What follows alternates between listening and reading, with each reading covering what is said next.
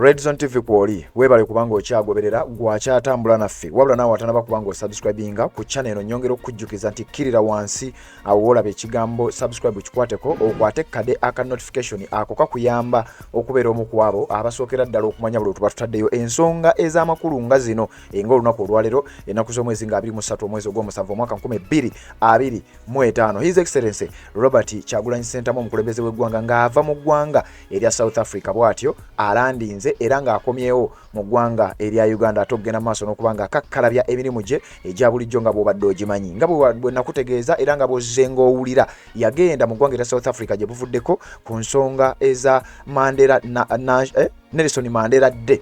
Era ebigambo byayogera ne bannayuganda abawangalira sayidi eyo bibadde bingi era byonna mbadde ngambi kuwa wabula bwe yabadde avaayo His Excellency Robert Kyagulanyi Ssentamu alina obubaka bwe yalekedde bannayuganda naddala abo abawangalira mu ggwanga erya South Africa. Obumu ku bubaka bwe yabalekedde njagala kubeera nga mbukuwa wano naddala gwagoberera kakasanga byenjogerako obitegeera bulungi nnyo kubanga obubaka obwo twabubawadde gye buvuddeko. Kakati His Excellency Robert Kyagulanyi Ssentamu nga tannaba kubanga avaayo ayina message oba entanda gye yasibiridde abantu bano abawangalira mu ggwanga eryo erya South Africa. Abamu ku ba bloggers abalala nga bajust ba member mu kibiina yabasibiridde obubaka bwe mbadde sisobola kugenda mu maaso na nsonga ndala nga sinnaba kubeera nga mbukuwa kubanga naddala gwazaagoberera bino bye bimu ku ebyo obuli awo bye weetaaga okubeera ng'owulira nga tetunaba kubeera nga tugenda mu nsonga endala zonna nga sinaba kubanga nkutwala mu bigambo ebya His Excellency Robert Kyagulanyi Ssentamu. Obubaka wano buliwo bungi nnyo bwenjagala okubanga ate nkutuusaako nga bwe nkutegeeza amawulire mangi ge tutambula nago naddala mu lunaku nga tugenda mu maaso n'okubanga tukuweereza amawulire ag'enkyukakyuka. Ebigambo bingi nnyo byogenda okuwulira olunaku olwaleero ngenda kusomeza 23 mwezi gwa musanvu 2025. Nja kukusaba ogende mu comment section teekayo obubaka bwo. Obubaka obwo tugenda kutandika okugenda mu maaso okuddamu enkola yaffe eya bulijjo nga tusoma message zammwe nga tusoma obubaka bwammwe obwo bwe muteeka mu comment section. Tetwagala bugende bugenzi bwe butyo so kakati genda mu comment section ate bw'oba omaze okubanga osharinga naddala ng'omaze okubanga oteekayo obubaka bwo byonna bikola omulundi gumu tubeere nga tutambula nga sinaba kubanga nkuwa ebigambo president byasibiridde abantu abali South Africa. Njagala okutegeeza ku Haji Kasujja omusomi w'edduwa akutegeeza nti genda maaso n'okubanga omunoonyako naddala gwe ng'olina ensonga ezikutawanya ez'enjawulo ensonga za luzaalo oyagala genda bweru wa ggwanga ebintu tebitambula bulungi nnyo akutegeeza nti ennamba y'essimu yeeyo osobola omukubira direct osobola omulumba ku WhatsApp n'abanga kukwasaganyiza 0753 0753856464 ajja kubanga ate ensonga azikwasaganyiza bulungi nnyo. Kakati kkiriza nkuwa ebigambo eby'omukulembeze w'eggwanga His Excellency Robert Kyagulanyi Ssentamu bye yasibiridde bannayuganda abawangalira mu ggwanga erya South Africa. Bwe yabadde ayogerako gye bali bw'ati bwe yayogedde wabula waliwo emessage gye baamuwadde nti waliwo abamu abakolera NRM wabula nga batwerimbikamu. Ulira bwe yazzeemu mukutu gwa Red Zone TV Sebambulidde Patrick nze mbeerawo bibi n'ebigambo bya President Kanzije ate mbeere nga nkutuusako updates endala. Nnyo timuli wano nze mbalaba nga muvumaga nambalaba n'owulira Kiseka nga yesasambula n'owulira oli nga yesambula n'ogamba katono omuvubuka tamanya attention kijayina be wamulaba nga ate kati ayomba tebalaba nti ate talanga batuuza amabega etc n'ekinsanyusa bwe mbasanga at ne tuconnectinga lwenze ne tubeeramu nensaagala mukolagane on the way nayikaamu point oba ali Munyarwanda oba Kiseka Muteeso oba Dog Nation Mukalamoja tekijja kumatalinga kuba ekitugata kiri biga abantu batunulira nnyo mmwe ate nja kwesiba nnyo ku mmwe ba blogger wadde temwagala bayita ba blogger mwe ba Dog Nation mwe bamumalu Kiseka munange mwena influence y'amaanyi nnyo nze munvimbisa kuba mudda wali ne mwogera ebyamagezi nola akasajja kakiseko oyinza n'okulowooza kawanvu nnyo kikabiri ng'obikubyako byasida bavumanze bagamba olaba Kyagulanyi byabagamba ate nga munange kinkalubirizo beegaana newankubadde amazima gali nti sinze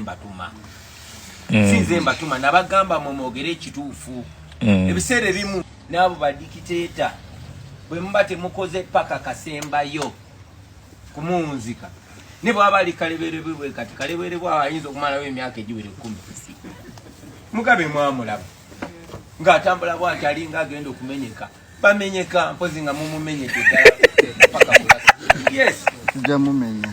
Tewali kuswala ewaffe Uganda. Waliwo ensonga lwaki Museveni afrontinga abasajja abo bakasaija. Ba Moses Ali. Kwegamba ateeta ekifaananyi kya Moses Ali. Bwe mumala okujja amaaso ku Moses Ali ne mugaza ku Museveni mugamba.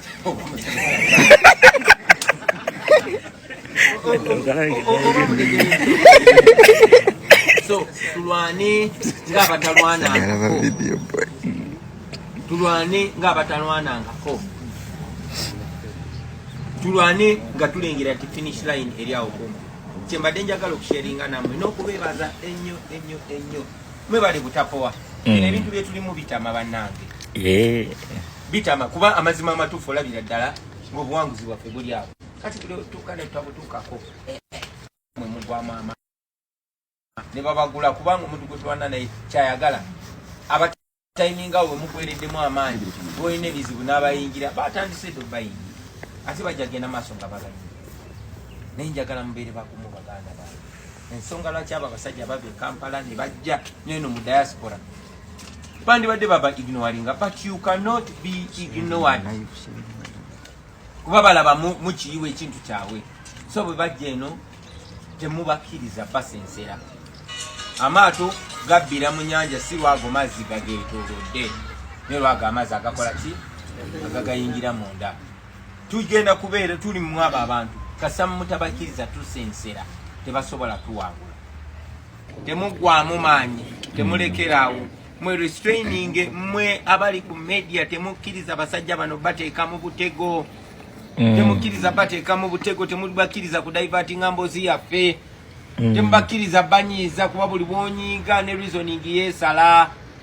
Temukkiriza ku personalizing ensonga zino. Umaru Kiseka, this is not personal.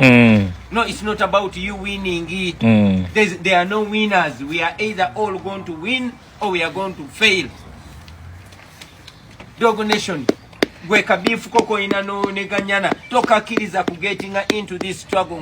Discipline means not doing something even when you want to do it. Osungu bungamba yankole kino, excitement ngamba yankole kino. Neno tochikola kuba kwefiriza, kuba kwerumya. That is discipline. Nsaba banange mukyefirize busungu bwo busaddake, excitement yo gisaddake tusobole okola ekituufu. In any case, fe batunulidde, tebakyatunulira ba professor.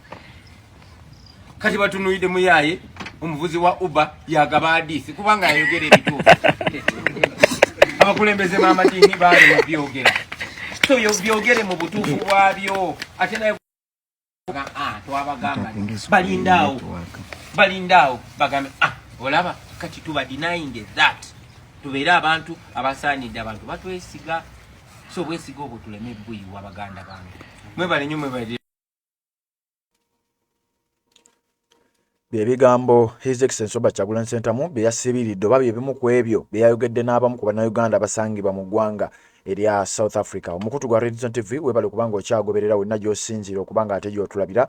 Naawe watanaba kubanga osubscribinga nyongera okutegeeza nti kkirira wansi awo olaba ekigambo subscribe kikwateko, kwata kade aka notification ako kakuyambako okubeera omu ku abo abasookera ddala okumanya bwe tuba nga ate tulina ensonga gye tuba tutaddeyo kubanga abantu tukuwa amawulire update naddala ensonga ez'enkyukakyuka. Kakati kanzije ate ne updates eziddako.